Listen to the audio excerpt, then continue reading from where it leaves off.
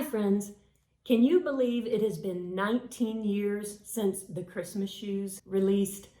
And so many of you have been faithful readers since that time. And I've also met a lot of new readers, new friends along the way. And I can't tell you how honored and thrilled I am to meet so many readers. And I can't thank you enough for reading all these years. In just a few days, the 10th title in the Christmas Hope series will be releasing. It's called The Christmas Table. And I can't tell you too much about it because that'll give the plot away, but I will tell you that it takes place over a span of 40 years. And you're going to meet two families, one family in 1972 and another family in 2012. And there's a thin connection that runs through the entirety of the novel that will bind these families together. And again, I can't tell you what that is because I do want you to read the book.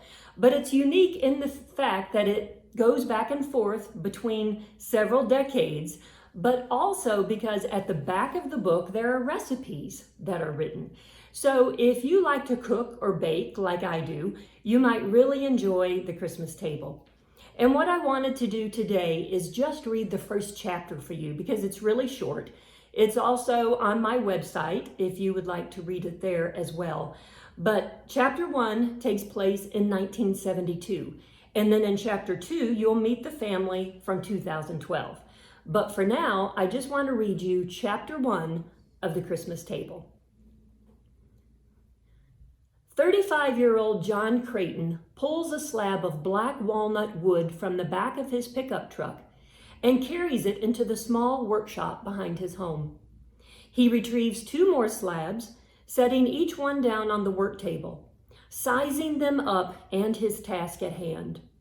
What possibly made him think that he could build a kitchen table by October, when the only other things he has made to this point are mirror and picture frames? So, this is the wood.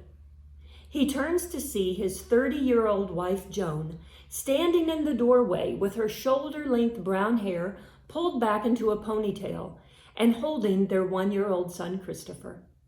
Their 5-year-old daughter, Gigi, runs to her dad, wrapping an arm around one of his legs and using the other hand to pound on the wood. "This is it," he says. "Nice, isn't it?" Joan runs a hand over the top of the wood, dusty and dirty from sitting in a farmer's barn on the outskirts of Elmore for years. "If you say so, I believe you." Christopher leans over in his mother's arms and Joan lowers him so he can tap the wood with his chubby hand. John reaches for a can of mineral spirits and swipes a cloth off the table behind him. He pours some of the mineral spirits onto the cloth and rubs it across the slab, revealing a handsome, rich brown wood. "See that, Jonesy? Beautiful." She smiles. "Remember, John, you don't have to have this finished by October. I told you that we would not eat one more Thanksgiving or Christmas meal on that yellow Formica table, and you have my word," he says, saluting her.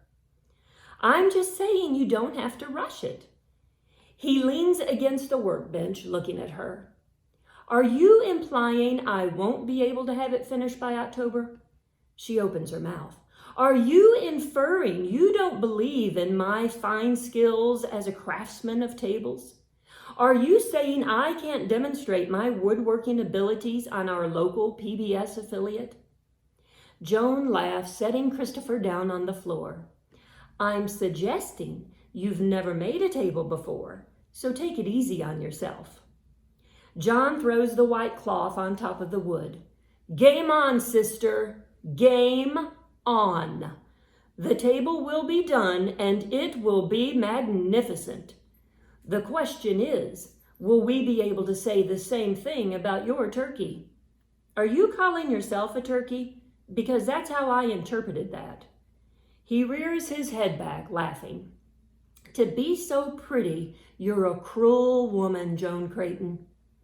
She kisses his cheek, picks up Christopher, and reaches for her daughter's hand. Dinner is in an hour and a half. I assume by your confidence that you'll be bringing the table in with you. John watches them leave. You jest, but it could happen. He turns to look at the wood, sighing and scratching his head. He walks back to his truck and opens the passenger side door, then lifts several library books off the front seat. Carrying them back into the workshop, he stacks them next to the wood and picks up the first one, filled with black and white photos of kitchen tables and other furniture pieces. He reaches for another book titled Measure Twice and Cut Once, and opens the pages filled with step-by-step instructions for furniture projects. Oh boy, he says beneath his breath. Oh boy, oh boy, oh boy. So that's chapter 1. And in the next chapter, you'll meet the family from 2012 and how this thin thread connects them over time. The book is on pre-order now, and it releases on October 6th, and I hope you enjoy it. Thank you again for reading.